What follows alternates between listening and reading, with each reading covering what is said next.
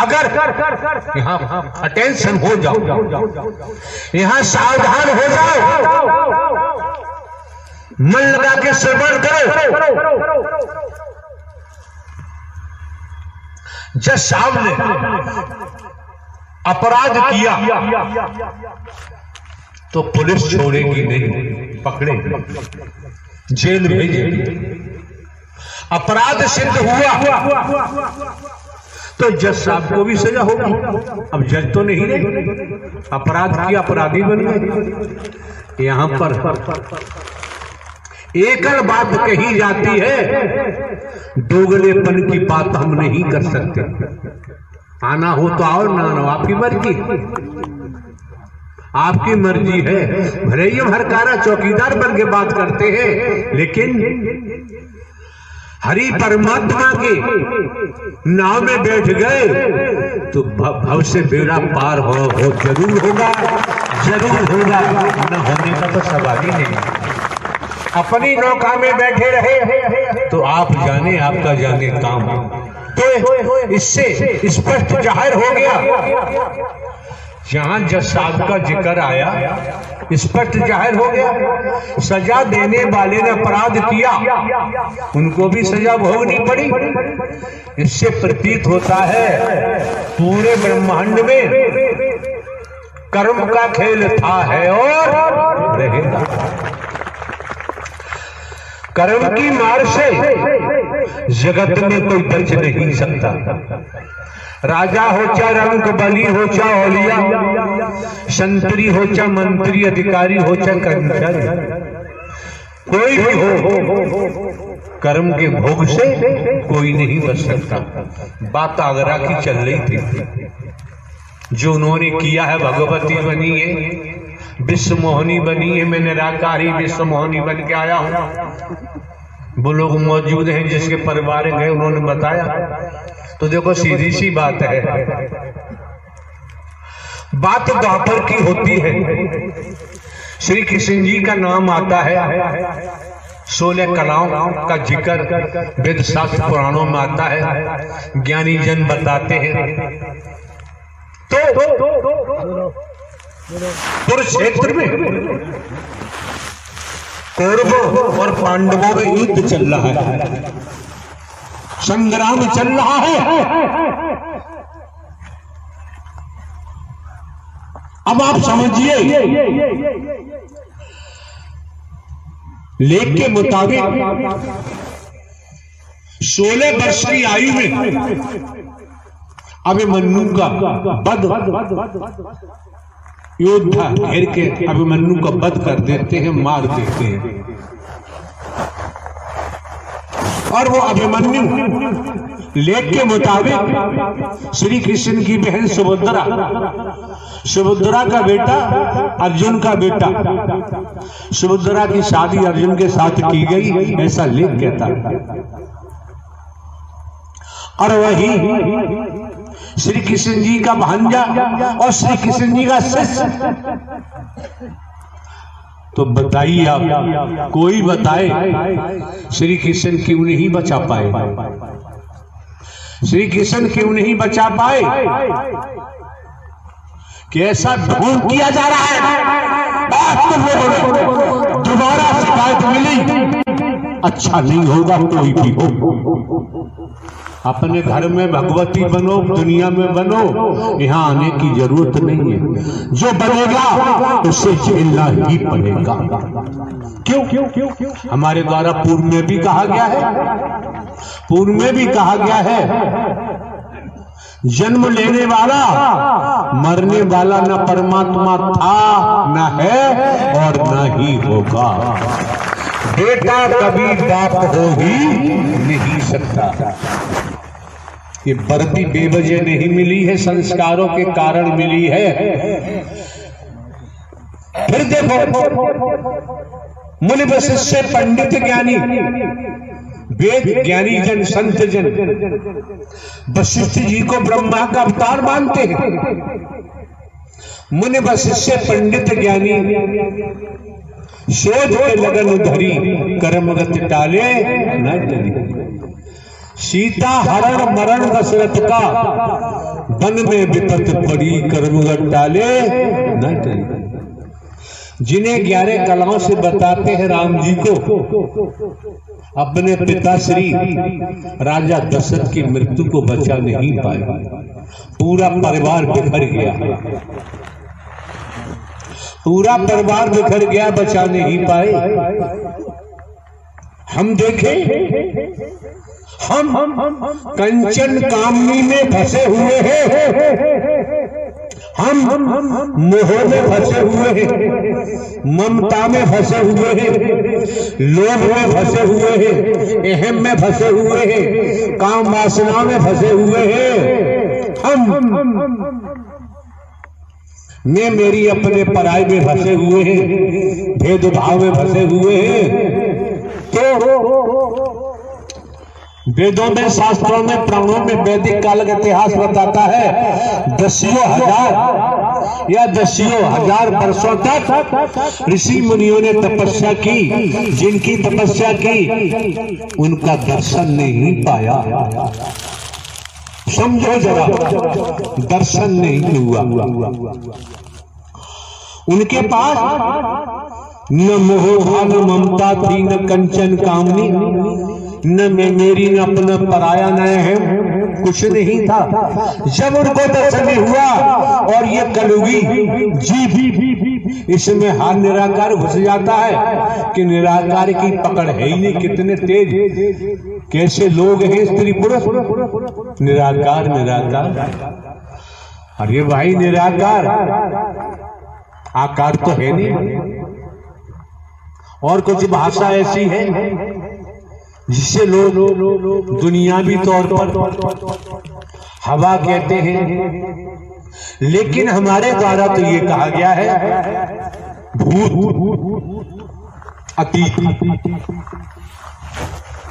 अतीत से वर्तमान, वर्तमान से भविष्य, कर्मों का भू, कर्मों का जिन, कर्मों का खई, ये मरते दम तक पीछा नहीं छोड़ता है। किसी से उधार लिया है, मैं ब्याज के अदा नहीं हो जाएगा तब तक मालिक छोड़ेगा नहीं। स्पष्ट है दुनियावी तौर पर। तो आप लोगों को जानकारी इसलिए दी जाती है, भिन्न भिन्न प्रांतों से, कस्बों से, शहरों से, नगरों से, महानगरों से, ग्रामीण अंचलों से जिस तादाद में आना हुआ है, आप तो समझ जाओ 20 वर्ष हो गए दुनियावी कैलेंडर के मुताबिक। हमने स्वयं को केवल हरकारा चौकीदार ही बताया है, इससे ज्यादा कुछ नहीं बताया।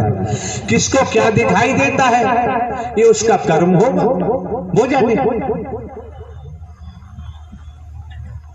मौके बार बार नहीं मिलते हैं, समय बार बार प्राप्त नहीं होता है। दूसरे समझ सकते हैं आज का युग झूठों का है, आज का युग झूठों का है, झूठों का बोलबाला है दुनिया में। टूट रूपे और झूठ के साथ साथ कंचन कामनी और भेद, 4 पॉइंट। ये विष है, महाविष, ये हलाला है, हलाहल संपूर्ण जगत में छाया हुआ है। मौके बार बार नहीं मिलते हैं, समय बार बार प्राप्त नहीं होता है। दूसरे समझो, अगर तुम्हारे बेटा बेटी अपने पिता के नाम को बेचते हैं, क्या वो पिता बर्दाश्त कर सकता है? हाथ उठाओ, बर्दाश्त कर सकता है? हाथ उठाओ ईमानदारी से। आपके बेटा बेटी आपके नाम को बेचते हैं, आप बर्दाश्त नहीं कर सकते। साकार हरि परमात्मा का जो नाम बेच रहे हैं, तो ये हरकारा चौकीदार बर्दाश्त नहीं कर सकता।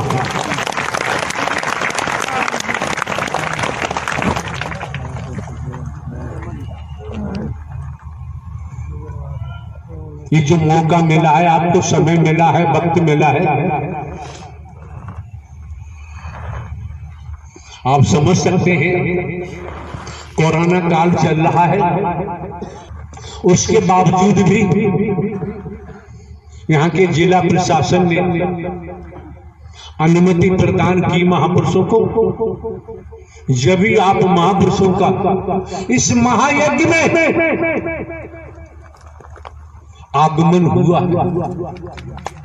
अगर जिला प्रशासन अनुमति प्रदान नहीं करता, इस महायज्ञ में पहुंचना संभव नहीं था। आप भली भांति जानते नहीं है, हमने तो जनाया है। हम हर पल हर क्षण भारतीय संविधान, हम कानून का पालन करते हैं, समाज के नियम कायदों का भी हम पालन करते हैं और सिखाया भी, आप लोगों को बताया भी है, आपको जागरूक किया गया है। आपका जीवन खुशनुमा हो जाए, आनंद में हो जाए, इसीलिए तो दर्शा दिया मानव मंगल मिलन सद्भावना समागम। कर्मों से दुख भी आएगा, कर्म किया सुख भी आएगा। जैसा कर्म करता है दुख आएगा, रोलाएगा। जानकार है भोगेगा लेकिन रोएगा नहीं, अनजान का रो रो के ही सर खपा देगा। श्रीमान जी कोई हो, त्रेता की कहानी हम आपके सम्मुख रखते हैं। प्रवासों के बारे में बता दिया, जो भगवती बनते हैं, जो हरि बनते हैं, हरि बन के प्रवास बना बना के जमाने से नोट खींच रहे हैं। ये महारौरक नर की निशानी है। नोट हरि परमात्मा का विधान है और ये हरि परमात्मा के विधान को तोड़ रहे हैं। सरकार के कानून को तोड़ोगे तो सरकार दंडित करती है। त्रेता का एग्जाम्पल है, किस्सा है। रही बात धूप की, आप ये कपड़ा हटा दो, क्या फर्क पड़ना है। ये धूप भी अगर संसार के तौर से देखे, मेडिकल साइंस के हिसाब से देखे, सूर्य का प्रकाश बढ़ रहा है, कई रूपों में आपको लाभ पहुंचाएगा, विटामिन डी देगा और कहीं की मांसपेशियां वगैरह ऐसी वैसी गर्मी बढ़ेगी तो वो खुल भी जाती है। तो त्रेता का एग्जाम्पल है। 5 संत जा रहे थे, इतिहास की कहानी है। इसमें कोई हमसे क्वेश्चन करेंगे, हम उत्तर नहीं दे सकते कि इतिहास की बात है, हमारी व्यक्तिगत बात है, उसमें हम प्रश्न करने को छोड़ते ही नहीं है।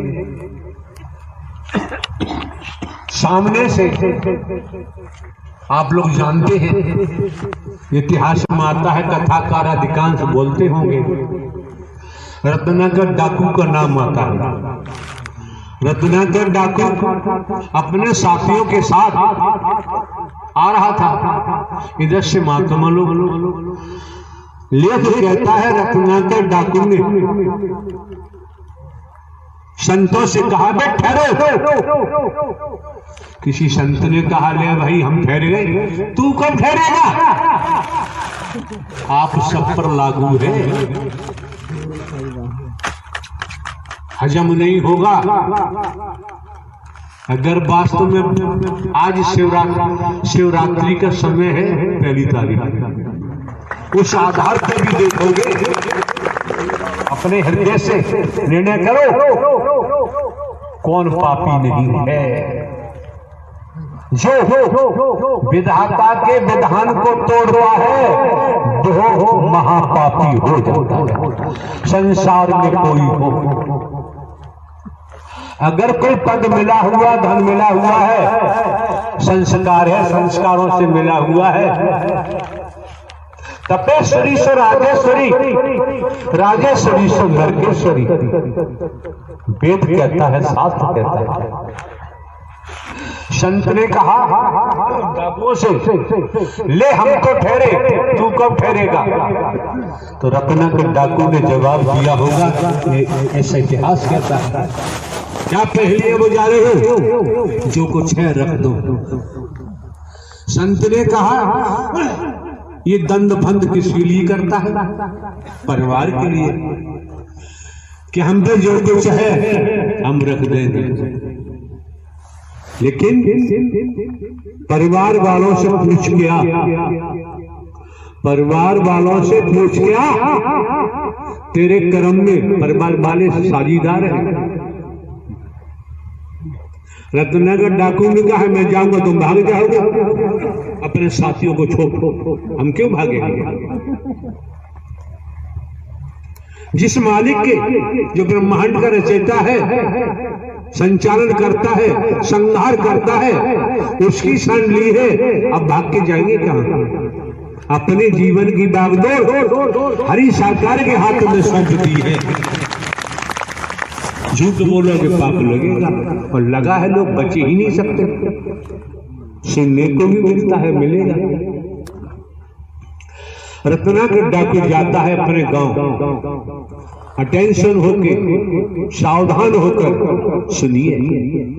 छोटी छोटी बातें अगर हम स्वीकार कर लें, कर्म में डालें, तो हमें ऊंचाइयों तक पहुंचा देती है। शिक्षा जरूरी क्यों है? बिना शिक्षा के अधिकारी कर्मचारी नहीं बन सकते। बिना शिक्षा के किस डिपार्टमेंट में जाओगे? तो दुनियावी तौर पर बच्चों को शिक्षा भी बहुत जरूरी है, लेकिन शिक्षा दिलवाओ, ये ध्यान रखो कहीं बच्चे व्यसनों में न डूब जाए, कंचन कामनी में न डूब जाए, किसी नशे में न डूब जाए। जीवन बर्बाद उनका होगा और परिवार को भी लेकर डूब जाएगा। रत्नाकर डाकू अपने गांव जाता है। सर्वप्रथम माता पिता से पूछा कि जो मैं दंड भंड करता हूं, जो मैं लूटमार करता हूं, झूठ बोलता हूं, छल कपट करता हूं, पैदा करके लाता हूं, घर में देता हूं, क्या मेरे कर्म में आप लोग साझीदार हैं? माता पिता ने बड़े शालीनता से कहा, देख भाई, हमें खाने पहनने से मतलब है, तेरे कर्म से हमारा कोई लेना देना नहीं। ये गोस्वामी तुलसीदास जी कृत रचित रामायण का लेख है।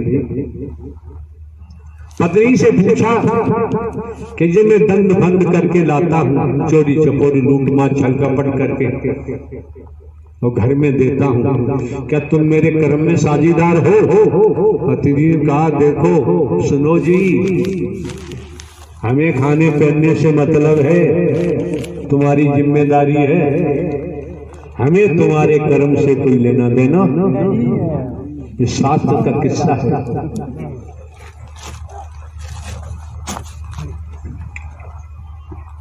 फिर क्या होता है? श्रीमान जी ने, रत्नाकर डाकू ने अपने बेटों से पूछा, एक बात बताओ भाई, जो मैं दंड फंद झूठ बोल बाल के कमा के लाता हूँ, चोरी चपोरी करके, मेरे कर्म में तुम साझीदार हो? बेटों ने कहा, पिताजी हमें तुम्हारे कर्म से कोई लेना देना नहीं। बेटियों से पूछा, उन्होंने भी यही जवाब दिया। भाई बहनों से पूछा, यही जवाब दिया। रत्नाकर वापस लौट के आता है और संतों के चरणों में लेट जाता है। इतिहास बताता है, संत ने उठाया, रत्नाकर डाकू ने कहा, जिन्हें मैं अपना समझता था, जिनके लिए मैं अपराध करता था, झूठ बोलता था, चोरी डकैती करता था, छल कपट करता था, सबने मना कर दिया, तेरे कर्म से कोई लेना देना नहीं। आप ही जाने संत ने। संत ने उठाया, उस अपराधी को सीने से लगाया, संत तो अपराधी को भी सीने से लगा लेता है। सीने से लगाया, बताया, सुना होगा आप लोगों ने, संत महात्मा अधिक जानते होंगे कि उल्टा नाम जपा जप जाना, वाल्मीकि वह ब्रह्म समाना। रत्ना के डाकू वही वाल्मीकि के रूप में तैयार हुए, बन के तैयार हुए, जो वाल्मीकि रामायण के नाम से भी सुना होगा। लेकिन उल्टा नाम कौन सा था? ये बुद्धि विवेक से समझने की बात है। जमाना कहता है उल्टा नाम जपा जप जाना, मरा मरा मरा मरा। हम बहुत सुनते हैं कि मरा मरा हो रहा।